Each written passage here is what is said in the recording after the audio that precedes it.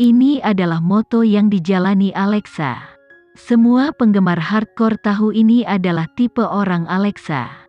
Jadi, dengan dorongan Alexa, para penggemarnya akhirnya mendapatkan kepercayaan diri yang mereka butuhkan. Mereka percaya pada Alexa, karena mereka merasa memiliki otak adalah sifat baik yang belum tentu dimiliki semua orang. Ketika sampai pada skandal yang sedang terjadi saat ini, mereka yang memiliki kecerdasan sekecil apapun, akan dapat melihat kebenaran. Terlepas dari fakta bahwa Kenzie adalah manajer Alexa dan memiliki kendali atas semua aspek kehidupannya, bahkan jika dia bukan manajernya, mereka yang memiliki mata akan dapat mengatakan bahwa tidak mungkin Alexa menyerahkan Kenzie untuk Marcel. Yang terpenting, Alexa tidak buta. Jadi, penggemarnya memiliki kepercayaan 100% padanya. Dengan tambahan penampilannya secara online, mereka diberi kepercayaan yang mereka butuhkan dan tidak akan lagi mentolerir penyalahgunaan dunia luar. Ternyata, bisa berinteraksi secara dekat dengan penggemar akan memberi arti dan kepuasan tersendiri bagi keberadaan seseorang. Alexa berpenampilan dingin, tetapi bukan berarti dia berhati dingin. Sebelumnya, dia tidak punya waktu untuk para penggemarnya, karena dia masih bekerja keras untuk maju. Dia tidak memiliki banyak status, jadi bagaimana dia bisa melindungi status orang lain? Sekarang, dia memiliki kemampuan dan kepercayaan diri, dia akhirnya bisa melindungi penggemarnya. Tidak lama kemudian Indonesia memasuki kegelapan. Kenzie pulang dari Mandala Entertainment dengan perasaan dingin. Tepat sebelum tidur, Ayu Gani menelepon menanyakan keseluruhan cerita. Dia bertanya-tanya apakah Alexa entah bagaimana berada di sisi buruk pewaris manja itu. Alexa memegang telepon sambil cekikikan, siapa yang menyuruhnya untuk menjadi pewaris Star King? Dia bisa main-main dengan cara apapun yang dia inginkan tanpa memedulikan perasaan orang lain. Jika kita melihat penyebab utamanya, itu semua karena Kenzie. Ayu Gani sadar bahwa Kenzie tidak memberikan wajah Mario di berbagai acara. Jadi ini adalah hasil dari balas dendamnya. Kamu tidak perlu membedakan antara aku dan Kenzie. Mari kita bertemu besok. Aku akan datang ke tempatmu. Begitu Ayu Gani mendengar Alexa menyarankan untuk pergi ke tempatnya, dia tiba-tiba teringat bahwa dia belum memberitahu Alexa bahwa dia telah pindah ke rumah Lukas. Sebelumnya, ketika dia ingin memberitahunya, Kenzie telah mengangkat teleponnya. Sekarang Alexa mengungkitnya, dia tidak tahu harus mulai dari mana. Saya sedang berkemas dan rumah saya berantakan, saya juga sudah memulai wawancara untuk Fashion Week. Oke, kurasa kita akan bicara nanti. Setelah berbicara, Alexa ingin menutup telepon. Tapi, tiba-tiba, suara seorang pria terdengar dari sisi lain telepon. Apakah kamu sudah selesai berkemas? Lukas melangkah ke kamar tamu dan melihat tempat tidur Ayu Gani berantakan. Jika aku mengingatnya dengan benar, manajer dan asistenmu sama-sama perempuan, kan? Tanya Alexa. Ayu Gani memelototi Lukas dan menunjuk ke teleponnya. Lukas mengerti, tapi dia tidak tinggal diam. Dia sangat sadar bahwa Ayu Gani hanya punya satu teman, Alexa. Jadi, dia mengambil telepon dari tangan Ayu Gani dan berkata, "Alexa, dia sedang mengepak barang bawaannya. Dia akan mengambil penerbangan awal besok dan butuh istirahat." Alexa mengenali suara Lukas dan menebak apa yang sedang terjadi. Sebelumnya, dia telah berusaha keras untuk menjodohkan mereka, tetapi yang mereka berikan hanyalah tatapan tidak tertarik. Sekarang setelah dia menyerah, mereka tiba-tiba berkumpul sendiri. Cinta adalah sesuatu yang hanya mereka yang terlibat yang tahu kebenarannya. Apakah kamu di rumahnya? Dia telah pindah ke rumahku, jelas Lukas. Kalau begitu, jangan tidur terlalu larut. Alexa tidak lagi mengganggu mereka. Dia benar-benar bahagia untuk Ayu Gani, tapi dia tidak bisa tidak bertanya-tanya tentang anak itu. Apakah dia mengatakan hal lain? Ayu Gani bertanya setelah dia melihat Lukas menutup telepon. Lukas membantu Ayu Gani menutup kopernya sebelum berbalik dan tersenyum ambigu. Dia menyuruh kami untuk tidak tidur terlalu larut. Sebenarnya, aku akan memberitahumu bahwa aku tidak sengaja menumpahkan toner pelembab di tempat tidur.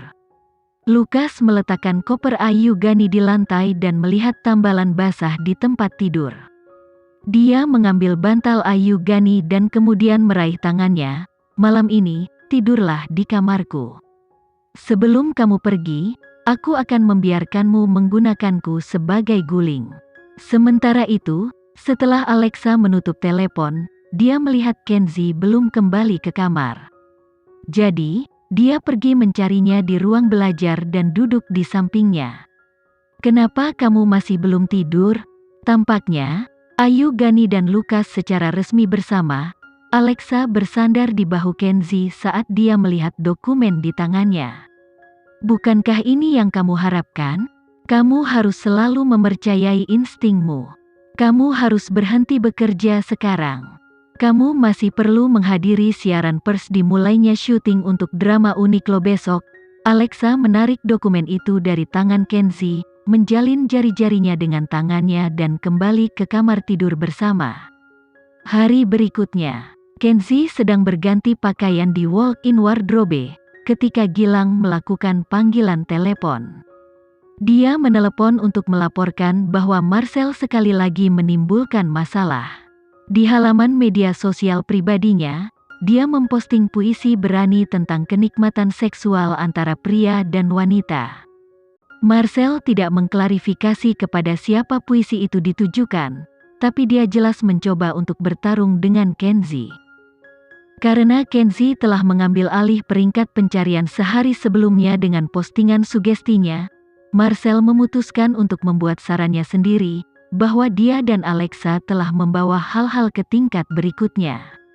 Kenzi tidak mengatakan apapun. Dia mengenakan jas kotak-kotak abu-abu dan melangkah keluar dari lemari untuk mengingatkan Alexa yang sedang memasak sarapan, "Kamu tidak punya jadwal apapun hari ini, jadi kamu tidak perlu meninggalkan rumah.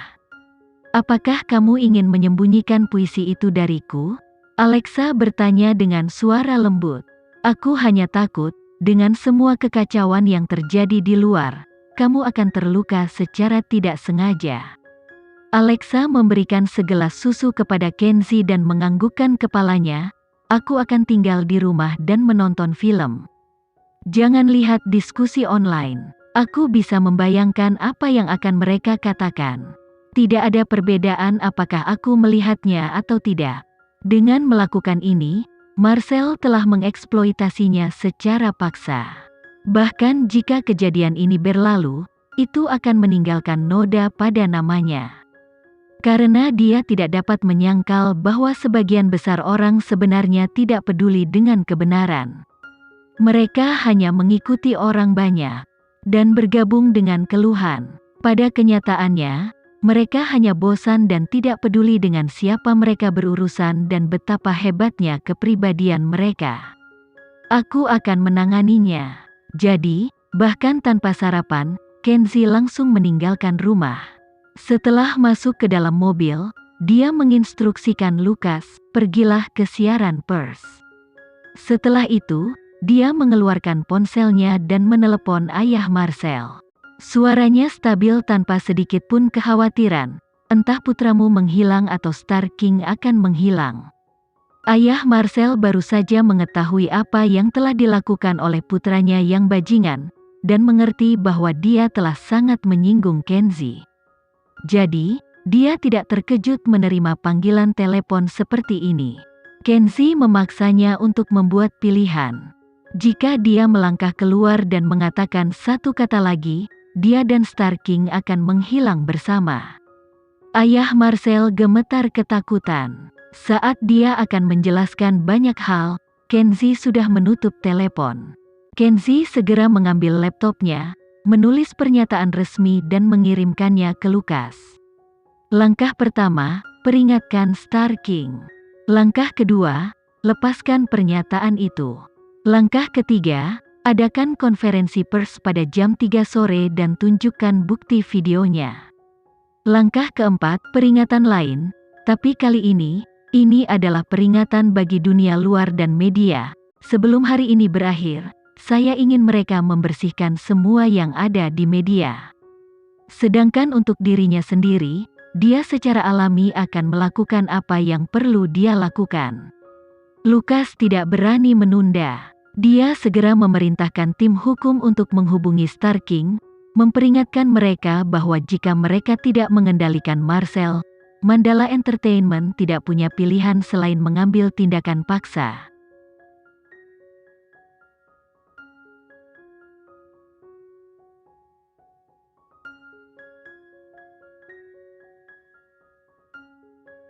Sekian dulu ya video kali ini. Kita lanjutkan lagi videonya di lain waktu. Oh iya, bagaimana menurut kalian? Semoga bisa sedikit menghibur kalian semua. Untuk teman-teman yang baru nonton, jangan lupa subscribe ya, hehehe. Dan kalau teman-teman ada yang ingin gabung langganan, bisa langsung gabung saja untuk dapat fitur yang menarik dan sedikit membantu Mimin. Terima kasih banyak sudah menonton, sampai jumpa lagi, bye.